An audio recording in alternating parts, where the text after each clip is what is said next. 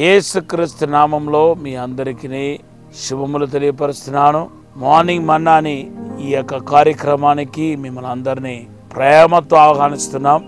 మీ జీవితంలో ఈ రోజు దాకా మీరు కనిపెడుతున్న కార్యం, మీరు ఆలోచించిన కార్యం, మీరు కోరుకుంటున్న కార్యం, లేకపోతే వాగ్దానం చేయబడిన కార్యం జరగకుండా ఆలస్యమవుతూ మీరు ఫీల్ అవుతే నేను ప్రవచిస్తున్నాను, దేవుడు త్వరలోనే ఇంకా 1-2 దినములోనే తన అసాధారణమైన అద్భుతమైన కార్యాన్ని మీ ఎడల జరిగించబోతున్నాడు.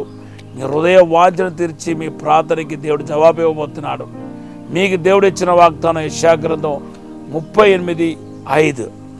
అయితే దేవుని బిడ్డలారా, మత్తయి సువార్త 27వ అధ్యాయం 30వ వచనం మనం ధ్యానించబోతున్నాం. ఆయన మీద ఉమ్ము వేసి ఆ రెల్లను తీసుకొని దానితో ఆయనను తల మీద కొట్టిరి.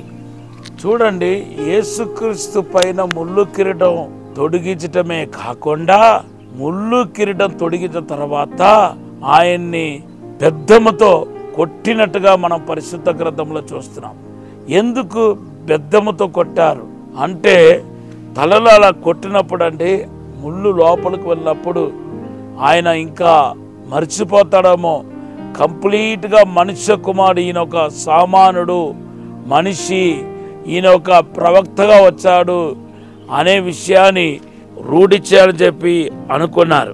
ఎందుకంటే తర్వాత ఆయన్ని శిలువ మరణకి తీసుకెళ్లేసరికి ఆయనకి ఇలా తల మీద కొట్టడం వలన జ్ఞాపశక్తి లేకుండా పోతే ఏమనుకున్నారు, లేకపోతే ఆయన తన యొక్క సెల్ఫ్ను మర్చిపోతాడేమో, తలకి దెబ్బ తగలటం వలన ఆయన ఒక సామానుడు లాగా, తలకి దెబ్బ తగిలితే సామానుడు ఎలాగా మరి వ్యత్యాసముగా ప్రవర్తిస్తాడో అలాగా ప్రవర్తిస్తాడేమో అని చెప్పి అనుకున్నారు. కానీ అడిగిన వాటికి సరిగా జవాబు చెప్పడేమో అనుకున్నారు. కానీ దేవుని బిడ్డలారా, యేసులో ఉన్న మహిమను చూసి ఆశ్చర్యపోయారు. మొదటిగా ఇలాగా పెద్దముతో ఆయన తల మీద కొట్టిన తర్వాత మొదటిగా ఎవరి దగ్గరికి తీసుకెళ్లారంటే అప్పుడు ఉన్న ప్రధాన యాజకుడి దగ్గరికి తీసుకెళ్లారు. యోహాను సువార్త 18వ అధ్యాయం 19-20 వచనంలో మనం చూస్తున్నాం. ఆ ప్రధాన యాజకుడు చాలా ప్రశ్నలు అడిగాడు. అటన్నిటికీ యేసు అద్భుతంగా జవాబు చెప్పాడు. అరే, ఇంకా ఈయనకి జ్ఞాపశక్తి ఉందే, ఇంకా ఈయన బుర్ర పాడవలేదే, అంత గట్టిగా కొట్టాం కదా, ఈయన బుర్ర పాడవలేదే అని చెప్పి ఆశ్చర్యపోయారు. తర్వాత ఏం చేస్తారంటే పిలాతు దగ్గరికి తీసుకెళ్లారు. యోహాను సువార్త 18వ అధ్యాయం 33-34 వచనంలో మనం చూస్తున్నాం. అయితే పిలాతు కూడా అడిగినప్పుడు సరి అయిన ఆన్సర్ని యేసు ప్రభువు వారు అందించకుండా వచ్చాడు. సో వీళ్ళందరూ ఆశ్చర్యపోయి ఏమన్నారంటే, యేసు నీతిమంతుడు అన్నారు, యేసు ఏ పాపం ఎరగలేదన్నారు.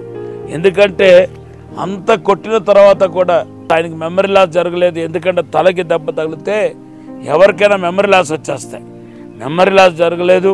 తర్వాత ఆయన అంత ఘోరంగా కొట్టబడినట్టు కూడా, కొట్టబడి ఆయన కుర్ర ప్రాణంతో ఉన్నట్టు కూడా కనబడలేదు.